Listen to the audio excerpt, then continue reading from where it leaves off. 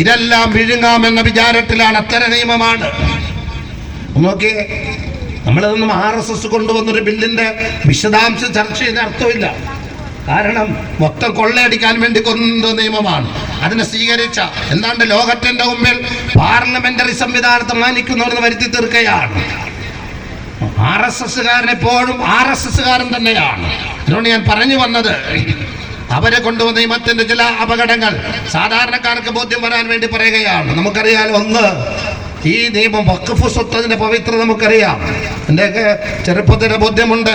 ഒരു പഴയ പള്ളി പൊളിച്ചാൽ അതിന്റെ മേൽക്കൂര പോലും ദാനം ചെയ്യാതെ സൂക്ഷിച്ചു വെക്കും. കാരണം ഇത് ദാനം ചെയ്യാനുള്ള ഉടമസ്ഥാവകാശം നമുക്കില്ല. ഇത് അള്ളാഹുവിന്റെ മാർഗത്തിൽ വഖഫ് ചെയ്താണ് എന്ന സൂക്ഷ്മതയായിരുന്നു. അത്രത്തോളം പവിത്രമായി കണ്ടിരുന്ന സൂക്ഷ്മതയോടെ കൈകാര്യം ചെയ്ത വഖഫ് സ്വത്ത്, ആ വഖഫ് സ്വത്ത് കൈകാര്യം ചെയ്യാൻ മുസ്ലിങ്ങളല്ലാത്തവരെ ഏൽപ്പിക്കുന്നു എന്നതാണ് ഒന്നാമത്തെ പ്രശ്നം. അപ്പോൾ ഇവിടെ പലരും ചോദിക്കുന്ന ചോദ്യങ്ങൾ ആവർത്തിക്കുകയാണ്. ദേവസ്വം ബോർഡിൽ മുസ്ലിങ്ങളെ ഉൾപ്പെടുത്തില്ല, സിഖുകാർക്കുള്ള ബോർഡിൽ മുസ്ലിങ്ങളെ ഉൾപ്പെടുത്തില്ല. പക്ഷേ വഖഫ് സ്വത്ത് കൈകാര്യം ചെയ്യാൻ മുസ്ലിങ്ങളല്ലാത്തവർ വേണം.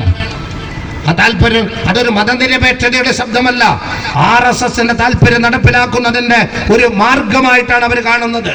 മറ്റൊന്ന് നമുക്കറിയാം, ഇന്നിപ്പോൾ ഒരു വഖഫ് സ്വത്തിൽ തർക്കം വന്നാൽ അത് സർവേ നടത്തി അതിന്റെ അതോറിറ്റി ആരാണെന്ന് തീരുമാനിക്കേണ്ടത് അത് സർവേയറാണ് തീരുമാനിക്കുന്നത്.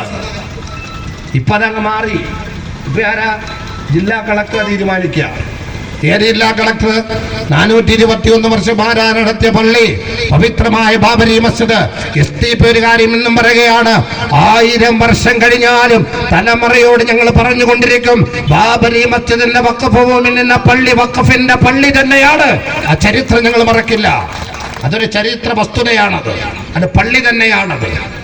അങ്ങനത്തെ ആ ബാബരി മസ്ജിദ് 421 വർഷം ആരാധന നടത്തിയിരുന്ന കൃത്യമായ രേഖകളുള്ള ഒരു പള്ളി, അത് ശ്രീരാമ ജന്മഭൂമിയാണ് എന്ന് റിപ്പോർട്ട് കൊടുത്ത കേരളീയനായ ഒരു നായരുണ്ടായിരുന്നു ഫൈസാബാദിന്റെ കളക്ടറായിട്ട്.